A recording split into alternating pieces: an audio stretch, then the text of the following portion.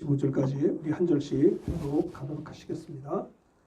그때 베드로가 나와 이르되 주여 형제가 내게 죄를 범하면 몇 번이나 용서하여 주리이까? 7번까지 하오리이까?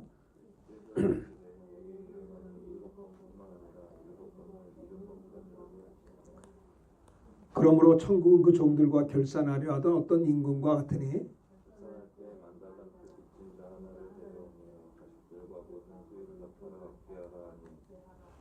갚을 것이 없는지라 주인이 명하여 그 몸과 아내와 자식들과 모든 소유를 다 팔아 갚게 하라 하니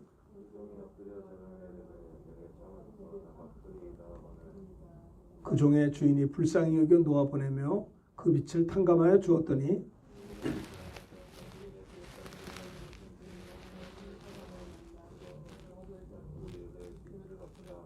그 동료가 엎드려 간구하여 이르되 나에게 참아주소서 갚으리이다 하되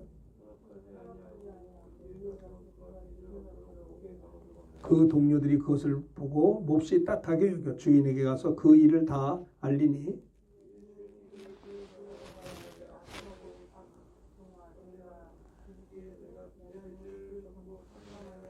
내가 너를 불쌍히 여긴 것 같이 너도 내 동료를 불쌍히 여김이 마땅하지 아니하냐 하고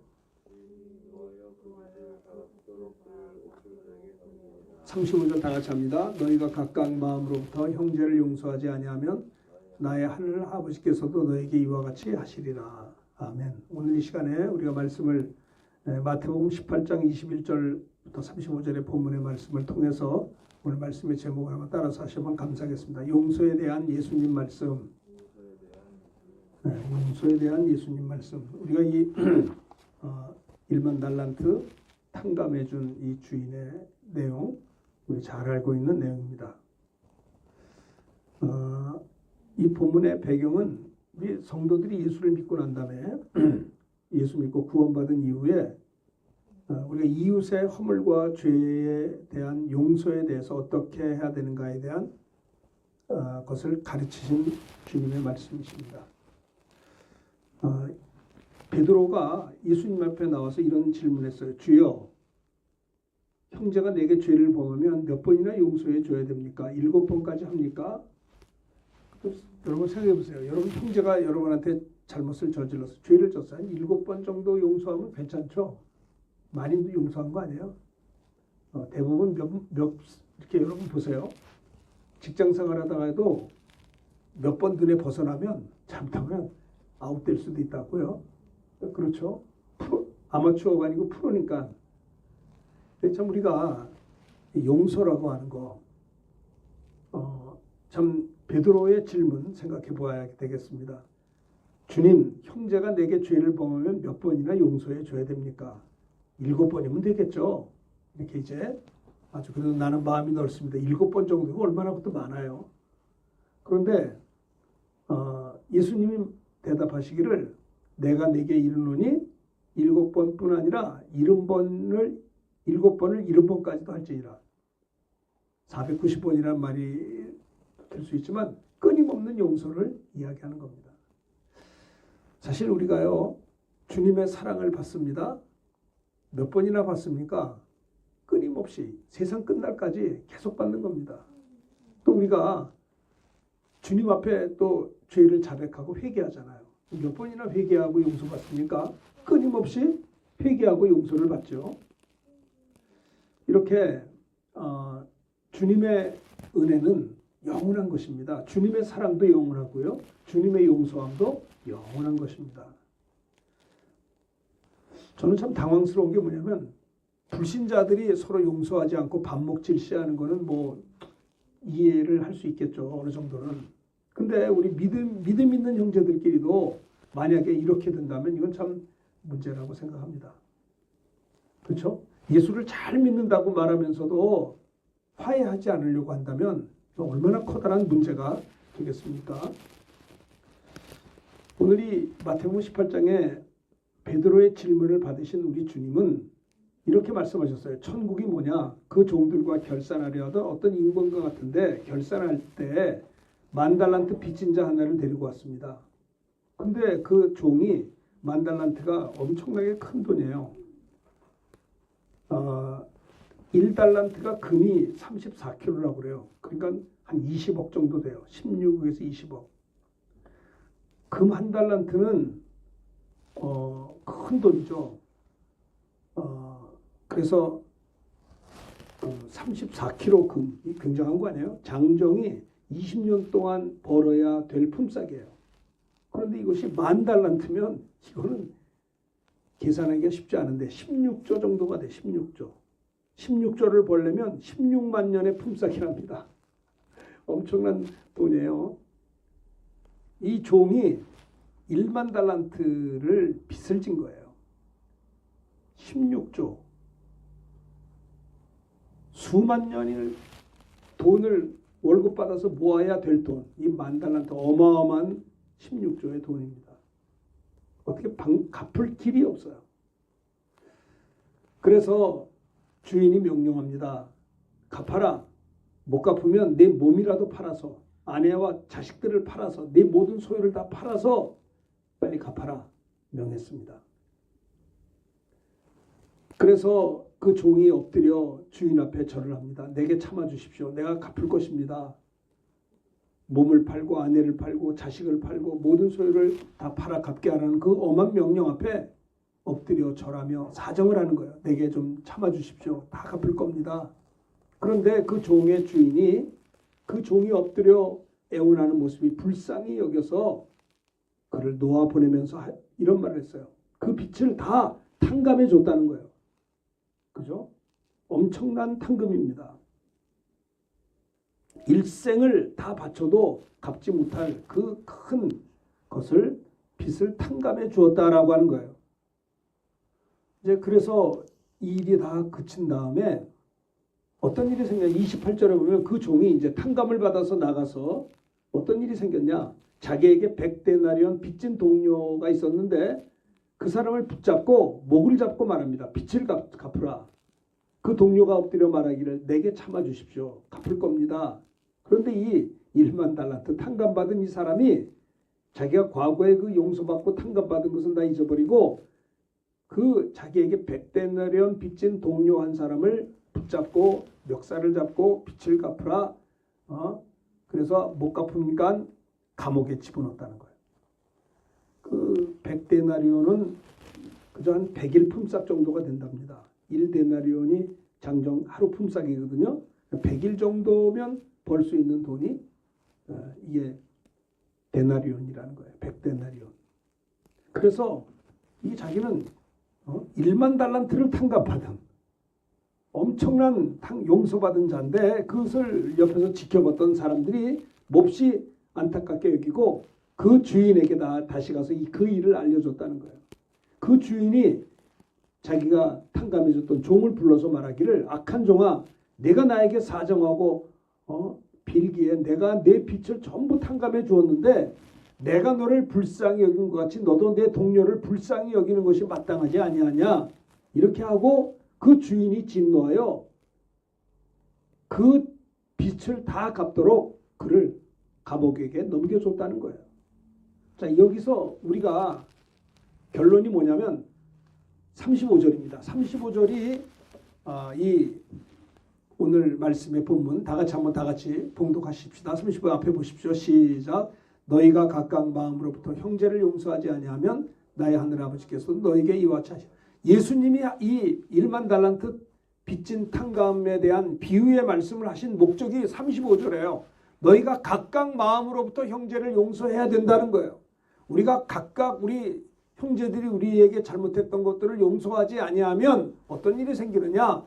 하늘 아버지께서도 너희에게 이와 같이 한다는 것입니다. 그렇죠? 사실은 우리 주님께서 10,000달란트 빚진 자를 비유로 말씀하신 것은요. 이것은 도저히 갚을 길이 없는 거예요. 우리가요. 죄 사함 받는 것은 내 인간의 힘으로는 도저히 용서받을 수 없는 것이에요. 오직 그 임금만이 그 종을 탕감해 줄 수 있잖아요. 마찬가지로 예수님의 은혜로만이 죄 용서를 받을 수 있다는 것을 의미하는 것입니다. 우리의 죄가 주홍같이 붉을지라도 진홍같이 붉을지라도 양털과 같이 흰 눈과 같이 희게 된다고 했어요. 우리가 받은 용서는 거저받은 은혜예요. 그렇죠? 우리가 구원받은 거, 죄사함 받은 거, 1만 달란트 탕감받은 종과 같이 거저받은 하나님의 은혜라고 하는 겁니다.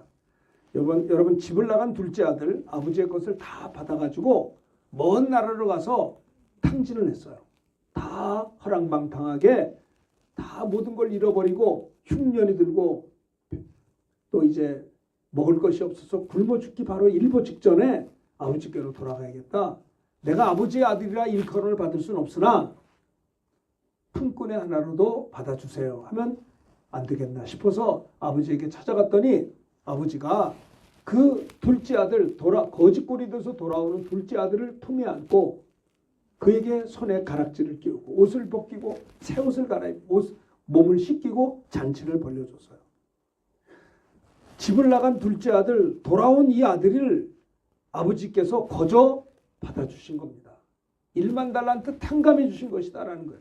예수님이 십자가에 못 박혀 피 흘려 우리의 죄를 씻어주신 것은 우리 인간의 힘으로는 구원받을 수 없고요. 우리 인간의 힘으로는 용서받을 수 없는 우리의 허물과 죄, 지옥 갈 수밖에 없는 저주받을 수밖에 없는 이 허물과 죄를 하나님의 아들 예수님이 이 땅에 오셔서 십자가에 못 박혀 피 흘려 찔리고 상하시고 채찍에 맞으시고 징계를 받으시고 물과 피를 쏟아주셔서 우리의 허물과 죄를 다 탕감해 주셨다는 겁니다.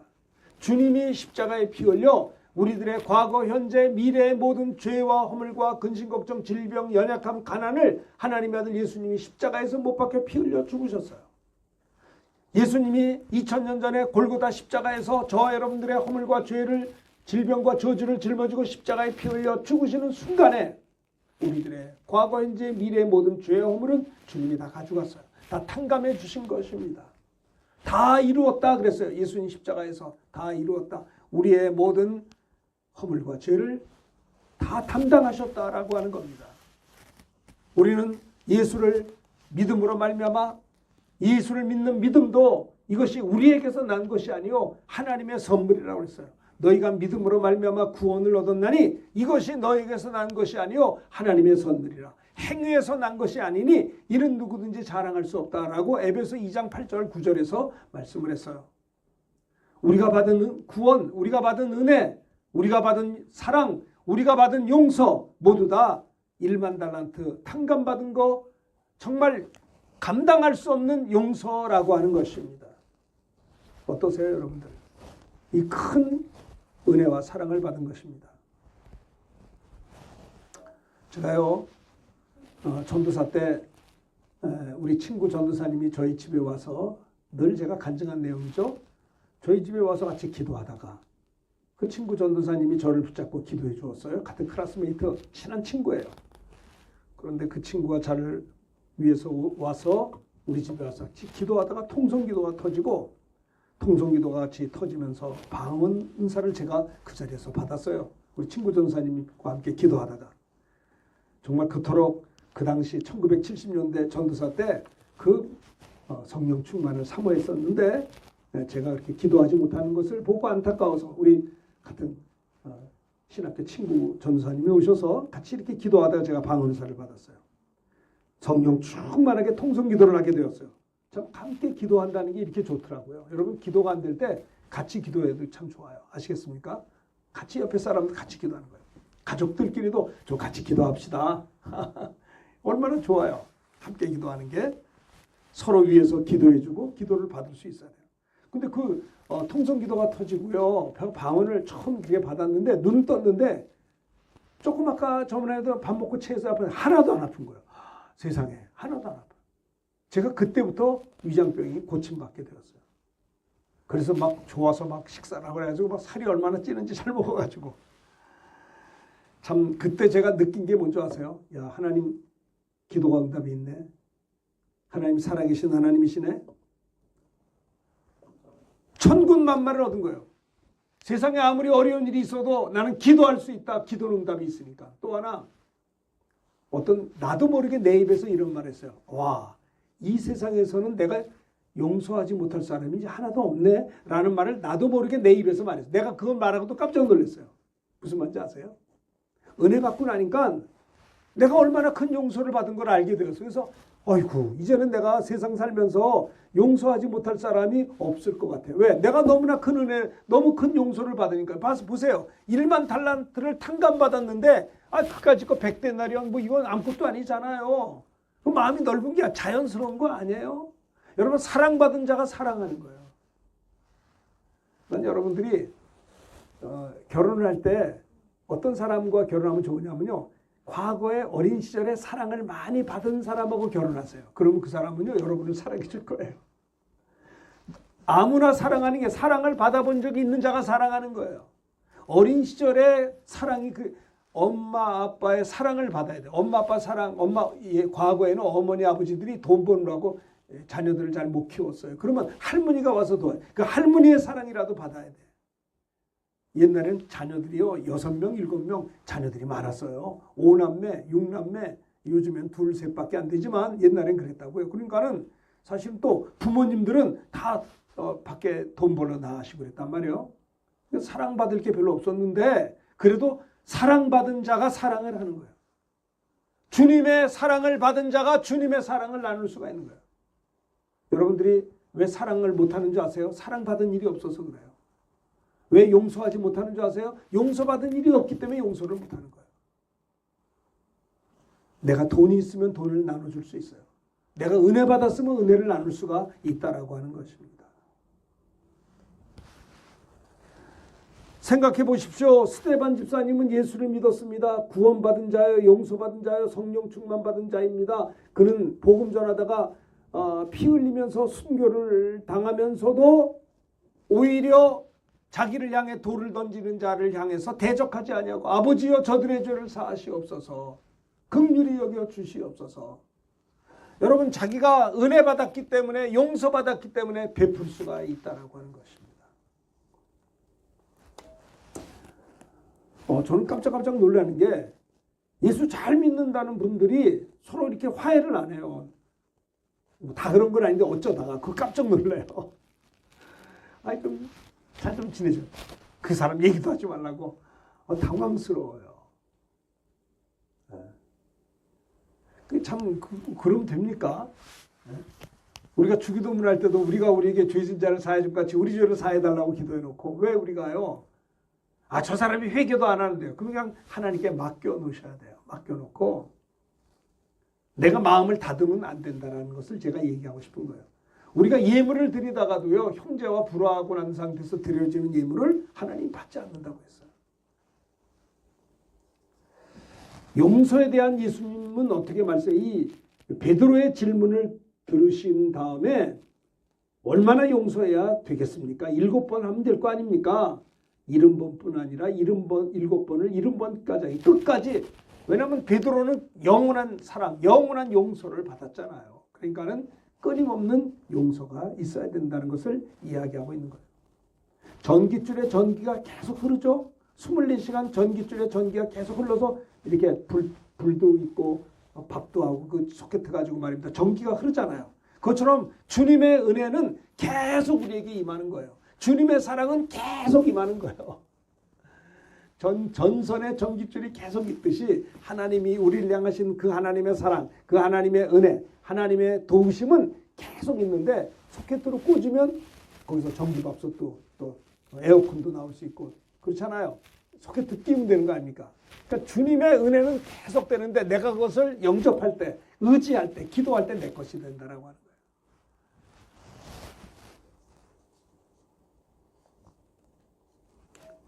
형제를 용서하는 것은 그리스도인들의 당연한 귀결인 것입니다. 왜냐하면 용서받았기 때문에 용서하는 것이에요. 1만 달란트 탕감받았기 때문에 내게 죄 지은 자는 기껏해야 100데나리온 밖에 되지 않는가. 아무것도 아니잖아요. 받은 사랑이 얼마나 큰데. 보면은 우리 이렇게 주변에 우리 교우들을 보면 돈을 많이 벌면 돈을 많이 벌어가지고 아주 그냥 이렇게 대접도 잘하는 경우도 있어요. 그렇죠? 많은 걸 받았으니까 나누는 거예요. 우리가 주님의 많은 용서를 받았으면 용서를 나눌 수 있다라고 하는 것입니다. 용서에 대한 주님의 말씀은 주인이 불쌍히 여겨 탕감했듯이 오직 예수의 은혜로만 죄 용서를 받을 수 있다라고 하는 겁니다. 그 주인만이 그 사람을 탕감해 줄 수 있어요. 그렇죠? 오직 예수님의 은혜로만 죄 용서받을 수 있는 거예요. 그 주인만이 1만 달란트 빚진 동간의 죄를 탕감해 줄 수 있는 것처럼 우리의 죄를 용서하실 이는 예수 십자가의 보혈밖에 없다라고 하는 것입니다. 그런데 안타깝게도 28절에 보면 그 종이 나가서 자기에게 100데나리온 빚진 동료 한 사람을 만나 붙들어 목을 잡고 말하기를 빚을 갚으라. 그 동료가 엎드려 이야기합니다. 나에게 참아주십시오. 갚을 것입니다. 그런데 참지 못하고 허락지 아니하고 이에 가서 그 빚을 갚도록 감옥에 가두었다라는 겁니다. 목을 잡고 자기에게 100데나리온 빚진 동료 한 사람을 붙들어 목을 잡았다. 헬라어로 말하면 푸니코라고 해요. 목을 잡는다는 건 숨막히게 하고 목을 아주 맬 정도로 숨막히게 하고 그리고 그를 허락지 아니하고 빚을 갚도록 옥에 가두었다라는 그런 뜻입니다. 오늘날에 참 아담이 범죄한 이후로 에덴에서 추방당한 이래로 지구촌에는 끊임없는 전쟁과 갈등과 괴로움이 계속해서 계속되고 있습니다. 이 에덴에서 죄로 말미암아 추방당한 이후에 지구촌은 전쟁과 죄와 갈등과 저주와 질병과 이 죄악으로 점철되어 있는 것을 볼 수 있습니다. 서로 용서하지 않습니다. 화합하지 않습니다. 우리나라도 남북이 70년 동안 지금까지도 대립하고 있습니다. 물론 공산주의는 뭡니까? 무신론입니다. 하나님과 원수된 것입니다. 그렇기 때문에 이것은 공산주의와 민주주의는 하나가 될 수가 없는 거예요. 어떻게 방법이 없잖아요. 하나님을 없다라고 말하는 공산주의가 어떻게 하나가 될 수 있겠습니까마는 우리 믿는다는 문제는 뭐냐면 우리 남한 안에서도 얼마나 계속적으로 분쟁이 계속됩니까? 그렇죠? 우리나라 6.25 이래로 70년이 지났는데 많이 발전했으나 우리나라도 팔도가 얼마나 갈기갈기 찢겨지고 상한 거 보세요. 그죠? 참 이런 걸 보면 사탄은 뭡니까? 갈라지게 하는 자예요. 디아스포라. 마귀가 디아스포라. 디아가 뭐냐면 분리한다는 말이에요. 스포라는 말은 디아볼로스죠. 디아볼로스죠. 미안합니다. 마귀가 디아볼로스인데 디아라는 말은 분리자, 볼로스라는 말은 파괴해야 한다는 거예요. 마귀는 디아볼로스, 하나님과 우리 사이를 분리해서 그 영혼을 파괴해요. 사람과 사람 사이를 분리해가지고 그들을 파괴해요. 분리자예요. 그러니까 이게 공산주의와 민주주의가 이게 대치되는 건 이해가 되는데 아니 민주주의 안에서도 이게 말이야 갈등이 이게 70년간 계속되잖아요. 하나가 되질 못하잖아요. 이거 마귀 역사 아니에요? 생각해 보세요. 인자가 온 것은 섬김을 받으려 함이 아니요 도리어 섬기라고 나의 목숨을 많은 사람들을 위해 대성물로 주려고 왔다고 했는데 섬기는 게 아니에요. 저는 이런 생각해요. 어떤 분이 정치를 하고 경제를 하든지 예수 잘 믿고 하나님 앞에 정직하고 하나님을 두려워할 자가 해야 승리할 수가 있다고 생각해요. 어느 누구가 하더라도 하나님 앞에 바로 서지 아니하면 하나님과 원수가 될 수밖에 없는 거예요. 무슨 말인지 아시겠어요? 정말 그렇습니다. 집안의 가장 아버지들을 봅시다. 그 아버지가 하나님 앞에 겸손하고 하나님 앞에 바로 설 때 그 집안이 평안할 수밖에 없는 거예요. 마찬가지예요. 여러분 어떻게 보면 이 화목하지 않은 게 참 문제예요. 그렇죠? 우리나라 사람들은 이게 뭉쳐서 하는 걸 참 좋아해요. 옛날에 그 월드컵 할 때 저는 그때 제가 용산에서 목회를 했었어요. 후암동. 월드컵 할 때 보니까는 밖에 사람이 없어. 그래가지고 야 이거 뭐 텔레비 보지 않고 거기서는요 다 광화문으로 나가요. 월드컵 예전에 그 중계할 때 그때 우리나라에서 했잖아요 월드컵을. 그러니까는 저희 집은 한 정거장만 가면 시청 앞이야. 용산에서 전철 타면 시청 앞. 광화문 바로 그 옆이니까 이 용산에 사는 사람들은요 다 광화문이나 시청각까지 거기 텔레비전 사람이 없어요. 거기서 막 그냥 다 같이 모여서 10만 명, 30만 명에서 막 대한민국하고 했잖아요. 참 그 당시에 참 좋았어요. 근데 그거는 좋았는데 어떻게 보면 정치할 때도 보면 수백만이 모여서 이쪽 편, 또 수백만이 저쪽 편. 갈등과 이 어려움, 네. 하나 되지 못함, 용서하지 못함, 용납하지 아니함. 저는 그런 생각해요. 서로 양보가 없어요. 용납하지 않아요. 섬기지 않아요. 용서가 없어요. 저는 어느 누가 지도자가 된다 하더라도 하나님 앞에서의 삶이 아니면 그는 비전이 없는 겁니다. 무슨 말인지 아시겠어요? 우리나라에 어떤 지도자가 나와도 하나님 앞에서의 삶을 사는 자가 아니라고 한다면 우리는 갈라질 수밖에 없다는 걸 아시길 바라요. 정말 하나님 앞에의 삶이 중요합니다. 하나님 앞에서 겸손하고 하나님 앞에 무릎을 꿇고 하나님을 두려워할 줄 알고 하나님 앞에 겸손하고 하나님의 말씀에 순종하려고 하는 자가 지도자가 돼야 이 나라가 사는 거예요. 아시겠습니까? 대한민국이 70년 전에는 동남아 사람들도 만도 못하게 살았습니다. 그러나 70년 전에 이 나라가 6.25로 점철되고 비참했지만은 그때 모두 다 우리는 하나님 앞에 나와서 회개하고 교회가 성장하기 시작했어요. 새벽 기도가 움직이기 시작했어요. 교회가 개척하며 정말 우리 선배 목사님들이 피땀 흘려 한국교회를 일으켰다고요. 70년 지난 오늘날에 세계 경제 7대 대국이 되었어요. 미국의 어떤 교수가 아이리브 교수가 미국의 700명 학생들을 모아놓고 한류를 주목하시오. 미국 교수님이 대한민국을 이야기했어요. 자기가 두 자녀가 있는데 이 자녀들을 한국에 보내서 한글을 가르치겠다는 거예요. 앞으로 한국 시대가 온다는 거예요. 70년 전과 후가 이렇게 발전한 나라는 역사상 하나도 없었대요. 앞으로도 없을 거라는 거예요. 대한민국. 왜 그랬어요? 136년 전에 선교사님들이 오셔서 우리 대한민국에서 많이 피 흘려서 복음을 전해주시고 교회를 세우고 신학교를 세우고 대학을 세우고 병원을 세우고 팔도강산을 변화시켰어요. 그래서 이 선교사님들의 피와 땀으로 인해서 대한민국이 이제는 3만 명의 선교사를 파송하는 선교 대국이 되었어요. 남한만 해도 6만여 개의 교회가 어디에 가나 다 있어요. 이렇게 한국교회가 든든히 섰기 때문에 하나님이 축복하셨어요. 제가 말하고 싶은 것은 하나님이 우리를 사랑하셨듯이 우리를 사랑할 수 있으셔야 되는 겁니다. 하나님이 우리를 용서하셨듯이 용서할 수 있으셔야 된다라고 하는 겁니다. 너희가 각각 중심으로 형제를 용서하지 않으면 내 아버지께서 너에게도 그와 같이 한다라고 하는 두려운 말씀에 귀를 기울이셔야 된다는 거예요. 정말 우리는요, 하나님 앞에서 살아야 되는 것입니다. 주님이 나를 용서하셨듯이 주님이 나를 불쌍히 여겼듯이 우리는 형제를 그렇게 사랑하고 이해하고 용서할 수 있으셔야 된다라고 하는 겁니다.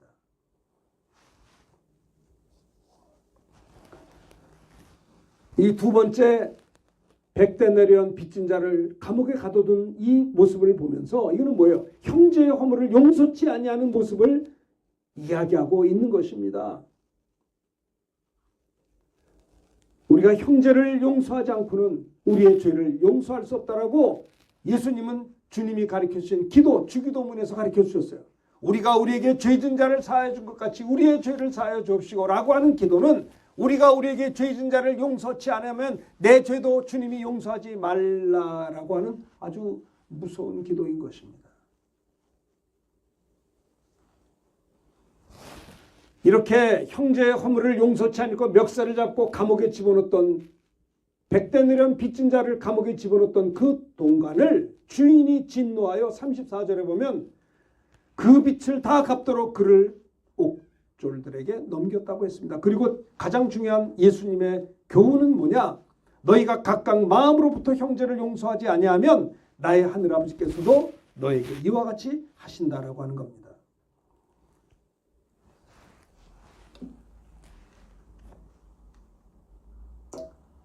마태복음 6장 14절부터 15절 다 같이 한번 읽읍시다. 시작. 너희가 사람의 잘못을 용서하면 너희 하늘아버지께서도 너희 잘못을 용서하시려니와 너희가 사람의 잘못을 용서하지 아니하면 너희 아버지께서 너희 잘못을 용서하지 아니하시리라. 이게 주기도문의 결론이에요. 네? 그렇죠. 그래요. 하나님께 맡기는 겁니다. 자, 그 다음에 마태복음 5장 23절도 읽어봅시다. 시작. 그러므로 예물을 제단에 드리다가 거기서 내 형제에게 원망 들을 만한 일이 있거든 생각나거든 예물을 제단에 앞에 두고 먼저 가서 형제와 화목하고 그 후에 와서 예물을 드리라고 했습니다. 헌금도 화목하고 난 다음에 드리라고 했습니다. 그래야 하나님이 받으신다라는 거예요.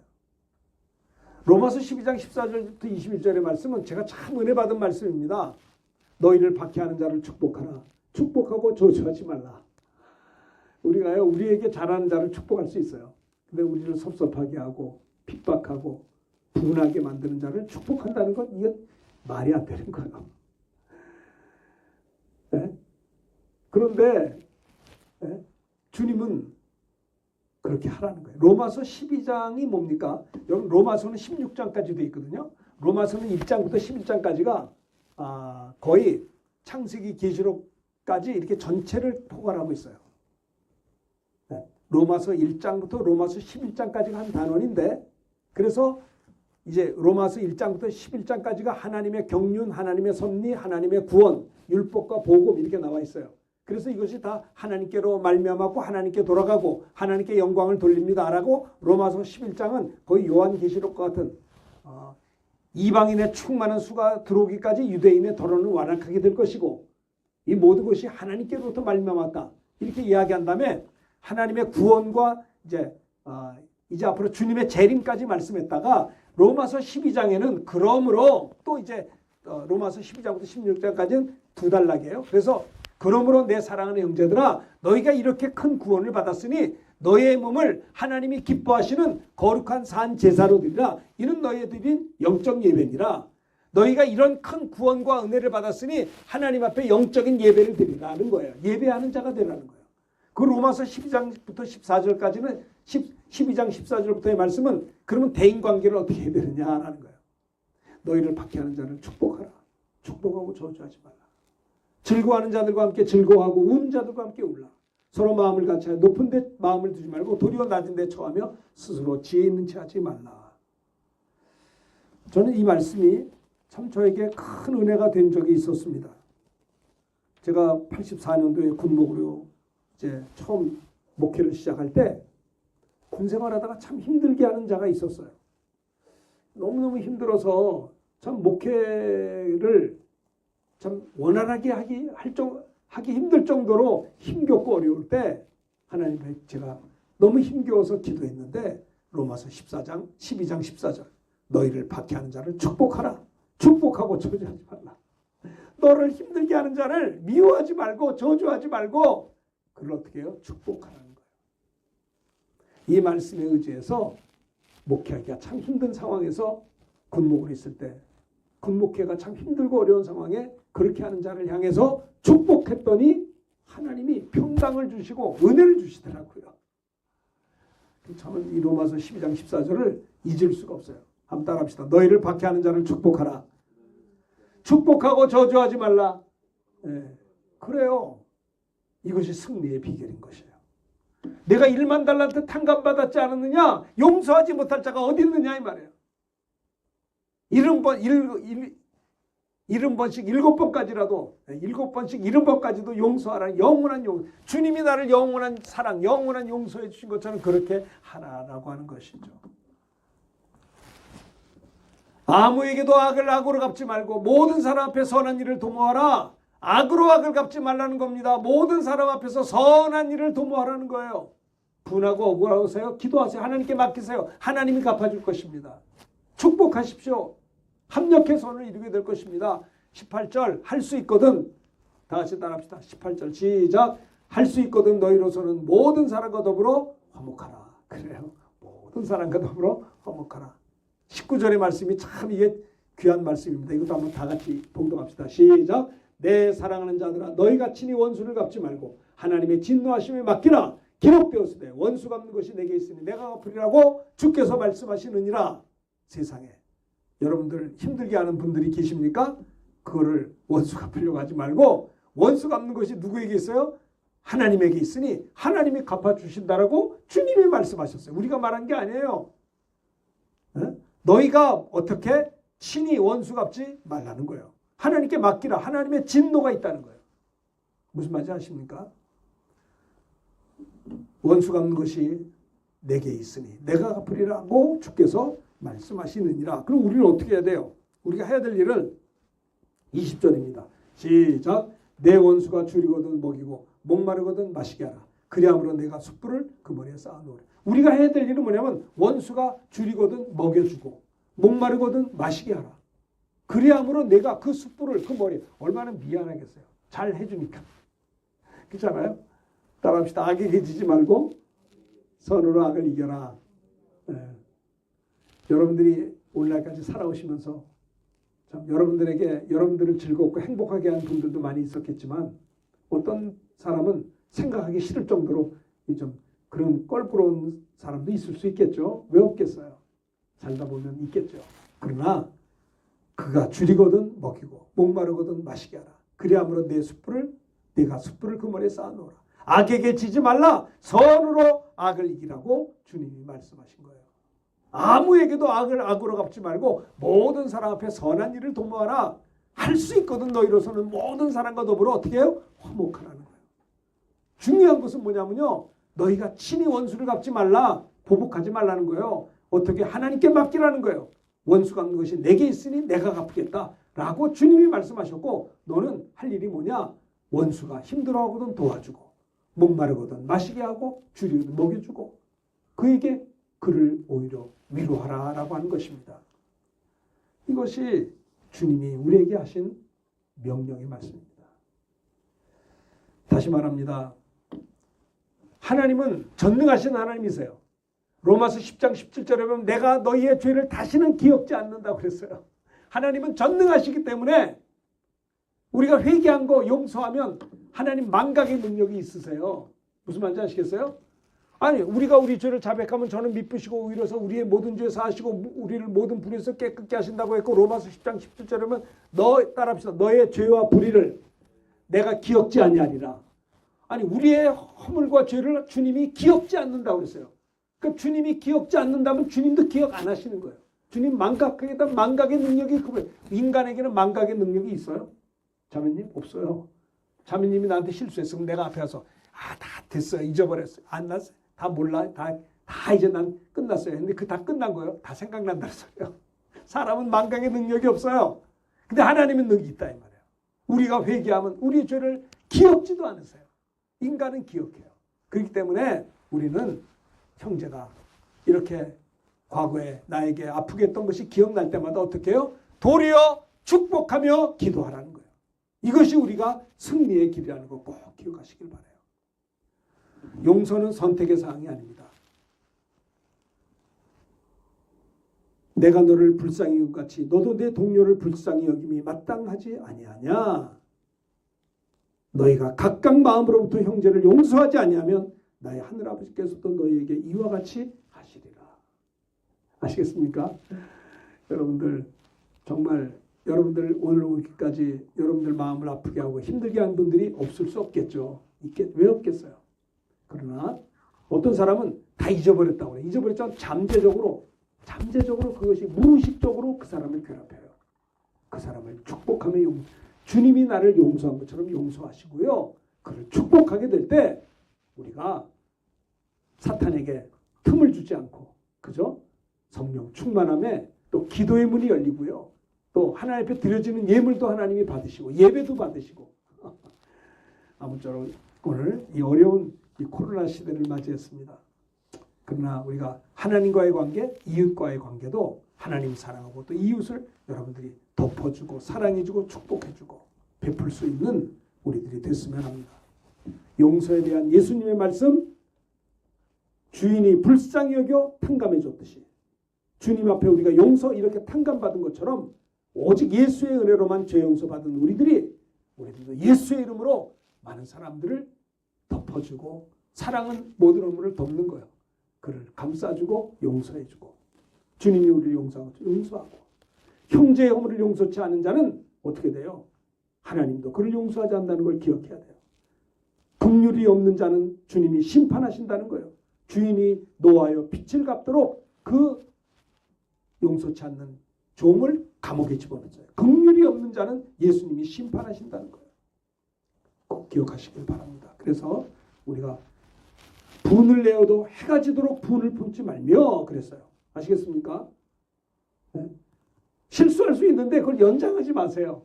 오늘 내가 어떤 실수하고 잘못한 있어요. 그러면 이걸 빨리 가서 문제를 해결해. 이걸 가지고 잠을 자. 연장. 예? 그래서 어저께 잘못한 거 지금도 가지고 있고 어제 사이가 안 좋고 계속 가지고 있죠. 그럼 또 이래요. 목사님 저 사람이 내가 암만 화해를 해도 화해를 안 받아주는 거 어떻게? 그건 할 수 없는 거예요. 근데 나는 화해하라. 나는 그를 축복하라는 거예요. 저 사람이 나를 받아주든 안 받아주든 상관없이 나는 그를 축복하고 선대하고 잘해주라 이 말이에요. 그거 안 받는 거 그 사람 지금 어떡하겠어요. 그냥 축복하고 사랑해버리고 마는 거예요. 그렇다고 나도 대적해서는 안 된다라고 하는 거예요. 건강하려면 여러분 그날 먹은 음식을 그날 배변을 잘해야 건강한 거예요. 그렇죠? 먹었는데 배변이 안 된다. 이거 얼마나 피가 탁해지고 건강 나빠집니다. 마찬가지로 여러분 스트레스도 그날 받은 것은 그날에 족한 거예요. 어떤 인간관계도 잘못된 건 해가 지도록 불을 품어서는 안 되는 거예요. 빨리 가서 화해해서 여러분들이 맑고 밝은 신앙생활을 하기를 주님이 원하신다는 것을 여러분 꼭 기억하실 수 있게 되기를 바라요. 용서에 대한 예수님의 말씀, 일반 달란트 탕감한 비유의 말씀을 다 알고 있어요. 이런 큰 용서와 탕감을 받은 우리가 용서하지 못할 자가 어디 있겠느냐라고 하는 것을 주님이 우리에게 강조하신 것을 기억하면서 여러분들이 지금까지 살아오시면서 여러분들 마음을 아프게 하고 힘들게 했던 자들을 넉넉히 주님의 이름으로 용서하고 감싸주고 축복하여서 여러분들이 하나님 앞에 사람 앞에 맑고 밝은 그 신앙생활 잃어버리지 않게 되기를 예수님의 이름으로 축원합니다. 할렐루야. 자, 우리 이 시간에 말씀을 들은 걸 기억하면서 우리 찬송을 하겠습니다. 주님의 마음을 본받는 자, 그 마음에